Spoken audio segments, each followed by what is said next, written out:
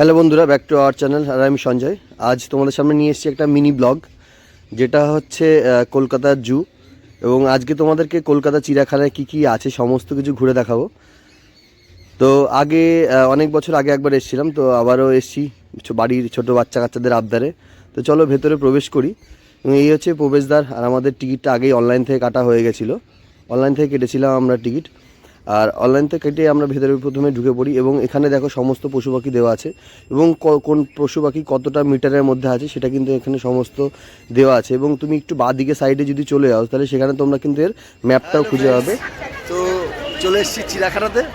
তো চিড়িয়াখানার আজকে সমস্ত পশু প্রাণী যা যা আছে সবই তোমাদেরকে শেয়ার করব এবং দেখাবো।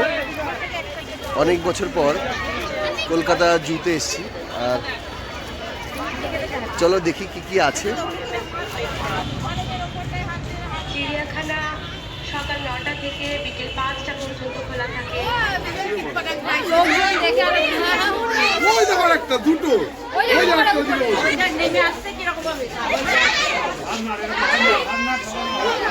এই হচ্ছে চিড়িয়াখানার টিম।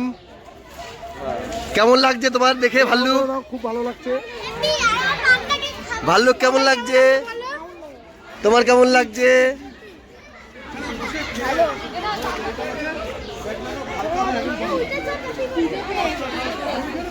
পুরো কালার করা, পুরো কালার করা। আজকে তো গলা আরো লম্বা। হ্যাঁ, ওটা তো জিরাফ।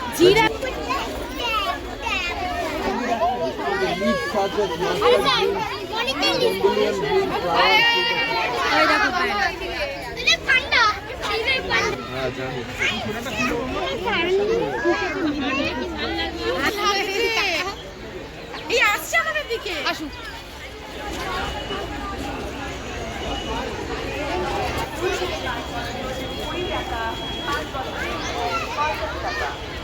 রোগ ক্রমশ বেড়েই যাচ্ছে।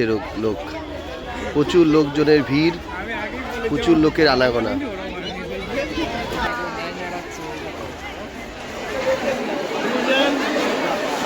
অস্বস্তিকর পরিবেশ হচ্ছে যেখানে স্যাপ আছে সেখানে। তো এত ভিড় স্যাপ তো সেরকম দেখা যাচ্ছে না, শীতকাল সব ভেতরে ঢুকে। বাট এই দেখো কত ভিড়, দেখো এত লাইন দিয়েছে লোকে, মানে সরছেই না। প্রচুর ভিড় এখানটাই আমাদের সব থেকে বেশি টাইম লেগে গেল।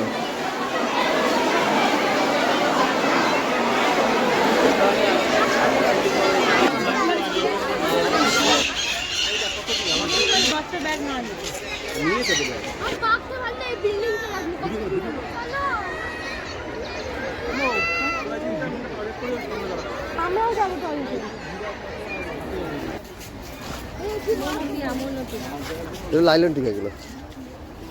অনেক অনেক ধন্যবাদ যারা আমার পুরো ভিডিওটা দেখেছো। অবশ্যই জানিও কমেন্টে যে কারা কারা এই বছরে কলকাতা চিড়িয়াখানায় গেছো। তো এখানেই ভিডিওটা শেষ করছি। ধন্যবাদ, সবাই ভালো থাকো।